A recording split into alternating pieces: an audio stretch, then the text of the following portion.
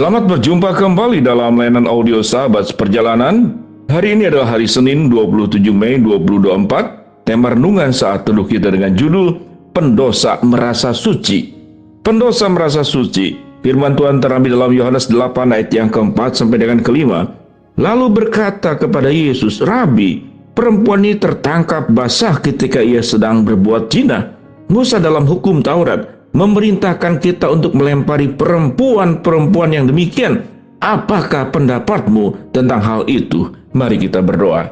Bapa yang di dalam sorga, jauhkan kami daripada sikap sebagai orang yang merasa suci, merasa benar, merasa lebih baik dari orang lain. Dalam nama Tuhan Yesus kami berdoa, amin. Shalom sahabat seperjalanan yang dikasihi Tuhan. Pendosa merasa suci. Bagian daripada Yohanes 8 ayat pertama sampai dengan ayat yang ke-11, ini sangat mewakili tentang sifat orang pendosa yang merasa suci. Dan itu terjadi dan ada di sekitar kita. Kalau saya bertanya kepada sahabat seperjalanan, ambil kertas, ambil pena, alat tulis, lalu engkau bayangkan siapa orang yang engkau kenal, yaitu orang pendosa yang merasa suci. Dia banyak membahas tentang orang-orang yang berbuat salah, dan juga dia sangat berkeinginan untuk menghukumnya, tetapi dia sendiri sesungguhnya adalah pendosa. Bagian ini Alkitab yang kita baca itu menunjukkan seperti demikian. Di sini kita bertemu dengan Yesus, di sini kita bertemu dengan ahli Taurat dan orang Farisi, di sini kita bertemu dengan perempuan yang berzina, dan kemudian alat yang dipakai adalah hukum Taurat yang disampaikan oleh Musa. Lalu apa yang terjadi percakapan dalam kumpulan semuanya ini?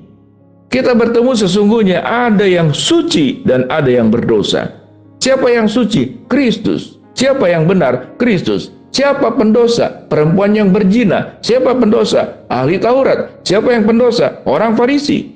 Sehingga sesungguhnya perempuan yang berdosa, ahli Taurat dan orang Farisi masuk dalam kelompok sesungguhnya pendosa. Tetapi pendosa tersebut ada dua kelompok lagi. Kelompok pendosa yang mengaku dosa adalah perempuan berzina. Kelompok pendosa yang tidak merasa berdosa, bahkan merasa suci, itu adalah ahli Taurat dan orang Farisi. Jadi kita bertemu dengan tiga kelompok. Yang pertama Yesus yang kudus, Yesus yang benar, Yesus yang adil.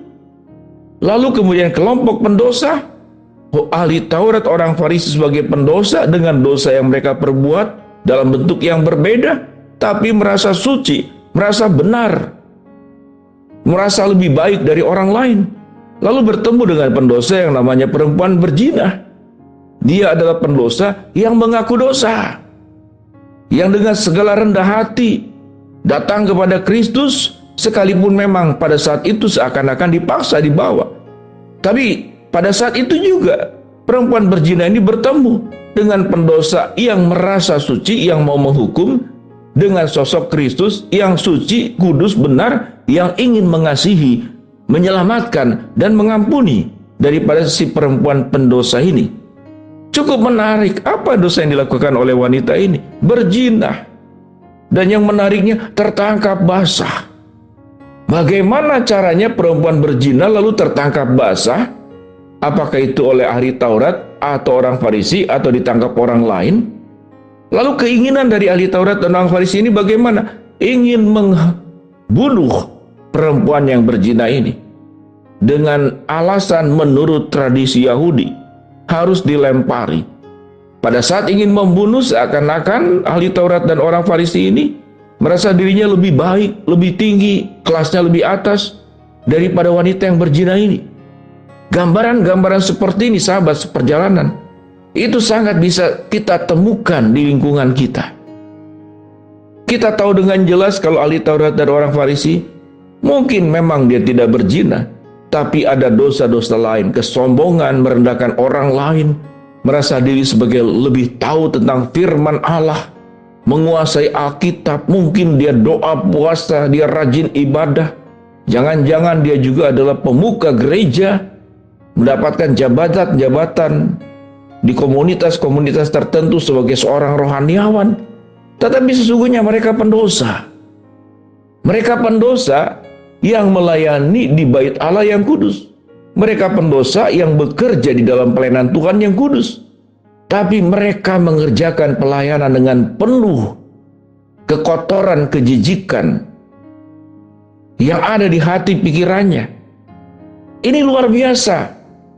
Sehingga sahabat seperjalanan, kita memang sangat baik banyak membaca Alkitab. Kita sangat baik rajin berdoa. Kita sangat baik melayani. Kita sangat baik beribadah. Tetapi kalau itu menjadikan seseorang merasa dia punya kerohanian, punya tingkatan lebih tinggi, dan tatkala melihat orang berdosa, dia punya keinginan untuk menghukumnya. Mungkin saat sekarang, di zaman sekarang, tidak bisa dilempar dengan batu karena tidak ada aturan hukum seperti demikian. Tetapi sesungguhnya sikap-sikap merendahkan orang lain dan lupa diri bahwa dirinya juga adalah pendosa, ini adalah godaan dan ujian yang bisa hinggap, yang bisa masuk, yang bisa kemudian menguasai setiap orang, yaitu pendosa yang merasa suci, pendosa yang merasa lebih benar, pendosa yang merasa lebih rohani dari orang lain. Sementara ada kelompok-kelompok pendosa yang saat bertemu dengan Kristus dan Kristus tidak menghukum orang ini. Tetapi apa yang firman Tuhan katakan, jangan berbuat dosa lagi, dan aku pun tidak akan menghukum engkau. Padahal sesungguhnya dosa itu yang wajib, yang punya hak untuk menghukum adalah Kristus, bukan mereka. Mereka tidak berhak untuk menghukum karena mereka juga pendosa dan mereka bukan Tuhan. Kristus adalah yang berhak menghukum karena dia adalah Allah yang jadi manusia, yang punya hak untuk menghakimi.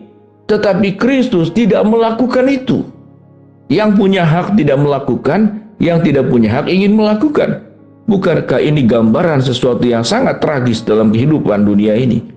Mari sahabat perjalanan, kita berdoa agar kita jangan menjadi yang pertama pendosa yang merasa suci. Berhati-hati jangan menghakimi, banyak bercermin, melihat diri kita sendiri.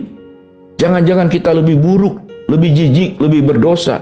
Jangan-jangan sampah yang sesungguhnya adalah kita sendiri.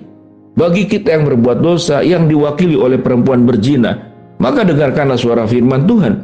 Pergilah dan jangan berbuat dosa lagi. Aku tidak akan menghukum engkau. Kalau kita yang suka berbuat dosa, kita sadar itu dosa, maka hentikan. Pergilah dan jangan berbuat dosa lagi. Dosa apapun, dosa ketidaksetiaan kepada pasangan, kepada istri, kepada suami. Dosa kemudian suka memfitnah, mulut kita tajam untuk melukai orang lain. Dosa merugikan orang lain mungkin di dalam bisnis. Dosa menipu. Dosa memutarbalikkan fakta. Dan dosa-dosa yang lain. Dosa tidak bertanggung jawab mengurus keluarga. Dosa melawan orang tua. Dosa mengabaikan mereka-mereka yang mencintai kita, yang seharusnya kita jaga, yang seharusnya kita lindungi. Tapi kita justru yang menjadi pelaku yang berbuat buruk kepada mereka. Itulah dosa. Ingatlah baik-baik. Kita ini pendosa. Tidak ada yang suci. Tidak ada yang benar. Mari kita sebagai pendosa yang sudah menerima anugerah keselamatan dan pengampunan dari Tuhan, kita mendengar suara Tuhan Yesus yang diberitakan kepada perempuan berdosa, disampaikan juga kepada kita. Pergilah, jangan berbuat dosa lagi. Jangan merasa sok suci, jangan merasa sok benar. Kita adalah pendosa dan jangan melakukan perkara seperti demikian. Mari kita berdoa.